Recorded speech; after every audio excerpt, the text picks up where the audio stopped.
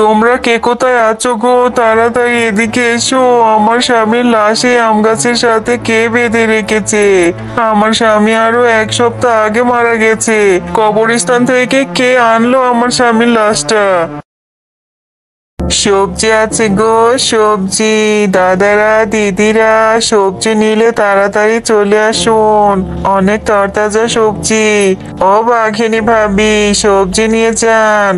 আহ এখানে লাশ কোত্থেকে এলো? হায় আল্লাহ, এই লাশটা কে? কোথায় আছো গো? তাড়াতাড়ি এদিকে এসো। এখানে লাশ এলো কোত্থেকে? হায় হায় রে, কে আমার এই আম গাছের নিচে এই লাশটাকে রেখে গেল? এটা তো মনে হচ্ছে বল্টুর বউ। কিছুদিন আগেই মারা গিয়েছিল। একে তো কবরস্থানে দাফন করা হয়েছিল, তাহলে এই লাশটা আমার বাড়ির সামনে কি করে এলো? হ্যাঁ গিন্নি, আমিও তো সেটাই ভাবছি। এই লাশটা তো কিছুদিন আগে কবরস্থানে দাফন করা হয়েছিল, তাহলে এখানে কি করে এলো? আর এই কাজটা কেই বা করলো? দেখেই বোঝা যাচ্ছে একে কবরস্থান থেকে এনে এখানে রেখে দেওয়া হয়েছে। আরে আজকেও এখান থেকে একটা লাশ চুরি হয়েছে। কি হচ্ছেটা কি? এটা গিয়ে তো বাঘ মামার কানে দিতে হবে। আমি তো সারা রাত ভালো মতোই পাহারা দিলাম, কাউকেই তো দেখতে পেলাম না। বাঘ মামা, আজকে কবরস্থান থেকে একটা লাশ চুরি হয়েছে। আমি তো রাতে ভালো মতোই পাহারা দিয়েছিলাম, কাউকেই তো দেখতে পাইনি। তাহলে কি করে এরকম হলো? আরে হ্যাঁ, আমি তো সেটাই ভাবছি। আর সেই লাশটা আমার বাড়ির আম গাছের নিচে এনে রেখে গিয়েছে, কিন্তু এমন কাজ কে করবে? আর আমার বাড়ির সামনে এনে বা কেন রাখলো? বিষয়টা কিন্তু খুব চিন্তার। তুই একটু ভালো মতো পাহারা দিস। হ্যাঁ মামা, আমি তো খুব সতর্কতার সাথে পাহারা দিই, কিন্তু মাঝে মাঝে আমি একটা বাচ্চার কান্নার আওয়াজ শুনতে পাই।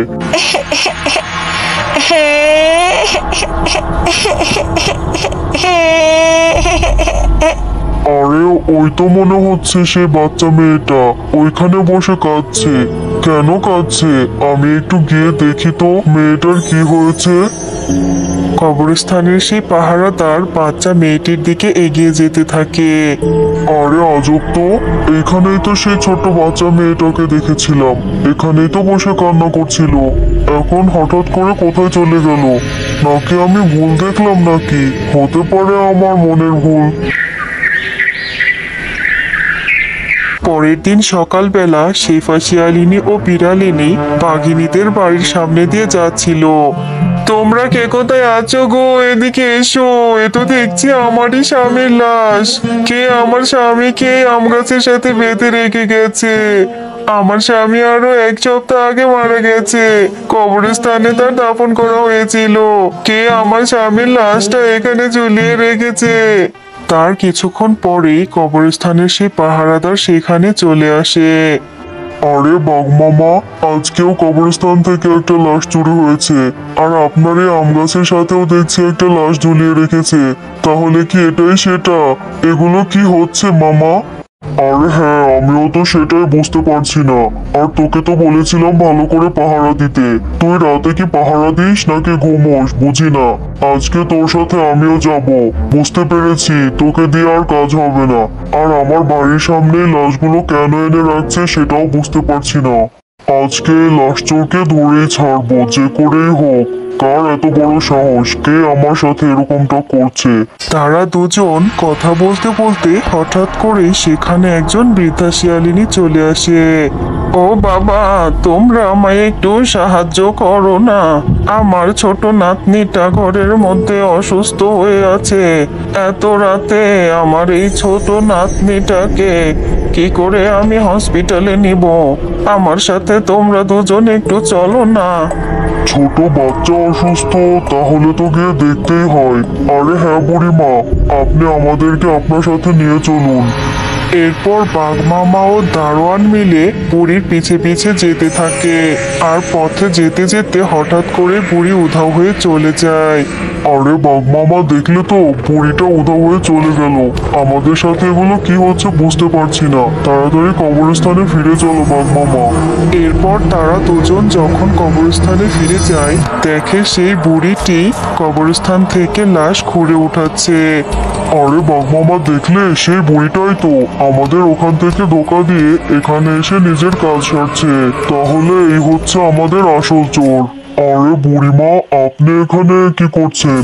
আর আপনি এই লাশগুলো নিয়ে কেনই বা আমার আম গাছের সাথে ঝুলিয়ে রাখছেন?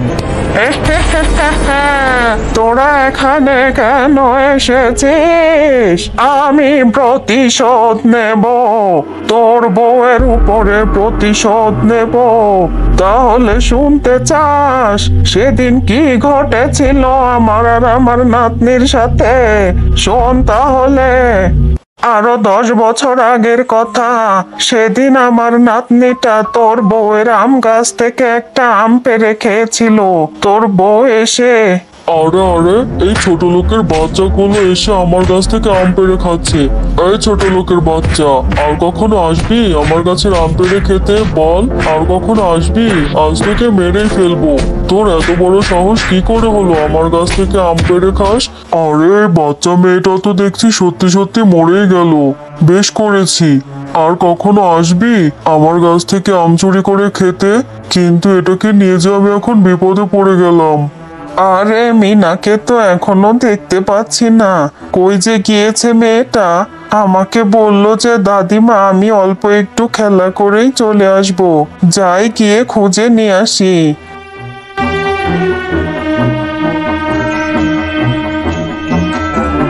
মিনা, আরে ও মিনা, এ কি? এই তো দেখছি আমার মিনা এখানে পড়ে আছে। হায় আল্লাহ, আমার মিনার কি হয়েছে গো বাঘিনী? এটা কি করে হলো? আমার মিনা যে মরে গেছে। আমার মিনার গায়ে এত রক্ত লেগে আছে কেন গো? মরে গেছে, বেশ হয়েছে। নাতনিকে তো চুরির শিক্ষা দিয়েছো, চুরি করতে পাঠিয়েছো আমার বাড়িতে। আমার বাড়িতে এসে আম চুরি করে খেয়েছিল, এই জন্য আমি উচিত শিক্ষা দিয়েছি। এখন তোমার নাতনিকে নিয়ে এখান থেকে ভাগো, আর এগুলো লোকে জানাজানি করলে তোমাকেও মেরে ফেলবো। এটা তুমি কি বলছো বাঘিনী? আমার নাতনিটা না হয় একটু আমি খেয়েছিল। তোমার আমের থেকে তো আমার নাতনির জীবন অনেক বড় ছিল। তুমি কেন আমার নাতনিকে মেরে ফেললে? আমি তোমাকে পুলিশে দেব, তোমার শাস্তি হবে বাঘিনী। এই নে, এইটা ছুঁড়ে তোকে মেরে দিলাম। বুড়ি, তুই কি না আমার বিচার করবি, আমাকে শাস্তি দিবি? তোর তো সাহস কম না? আরে এদের দুটোকে তো মেরে দিলাম, কিন্তু এখন এই লাশ দুটোকে আমাকে লুকোতে হবে, না হলে যে সত্যি আমাকে পুলিশে ধরে নিয়ে যাবে। এরপর তোর ওই শয়তান বউ বাঘিনী আমাকে আর আমার নাতনিকে ওই আম গাছটার নিচে মাটিতে পুঁতে রেখেছিল। হ্যাঁ বুড়িমা, সেটা না হয় বুঝলাম। সত্যি যদি তোমার সাথে আমার বউ এরকম করে থাকে তাহলে বড্ড ভুল করেছে।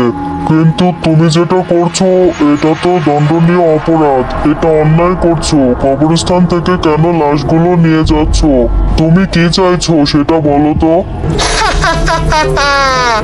আমি তোর বর মৃত্যু চাইছি। আমি তোর বউকে মেরে ফেলবো। ওকে আমার হাতে তুলে দে, তোর বউর শাস্তি দেব। আচ্ছা বুড়িমা, ঠিক আছে, তুমি যেহেতু চাইছো তাহলে তাই হবে। আজকে রাতটা তুমি এই লাশটাকে ছেড়ে দাও। তুমি আমাকে কথা দাও আর কোনো কবরের লাশ তুমি উঠিয়ে আমার বাড়ির সামনে রাখবে না। কালকে সকালে তুমি আমার বাড়ির সামনে যাবে, তোমার সামনে আমার বউকে উচিত শিক্ষা দেব। দেখো তো বউ, তুমি এই বুড়িমাকে চিনতে পারছো কিনা? একদিন তুমি এই বুড়িমা এবং তার নাতনিকে মেরে ফেলেছিলে। এখন তুমি বলো তোমার কি শাস্তি হওয়া উচিত? আর এই বুড়িমায়ের সাথে তুমি কেন এমন অন্যায় করলে বলো? তুমি এখন বুড়িমায়ের কাছে মাফ চাও। তোর বউকে আমার হাতে ছেড়ে দে, আমি ওকে মেরে ফেলবো। আমি ছাড়বো না তোকে। শয়তানি বাঘিনী, তুই মরলে আমি শান্তি পাবো। আমার নাতনিটাকে তুই নৃশংসভাবে মেরেছিস। এই নে, আমি তোকে আগুনে পুড়িয়ে মারবো। তুমি আমাকে ছেড়ে দাও বুড়িমা, আমি ভুল করেছি। আমি তোমার নাতনি মেরে ফেলার পর থেকে আজ 10 বছর হয়ে গেল আমি নিজেই মা হতে পারিনি। তুমি আমাকে ছেড়ে দাও বুড়িমা, আমি আর কোনোদিন এমন ভুল করব না।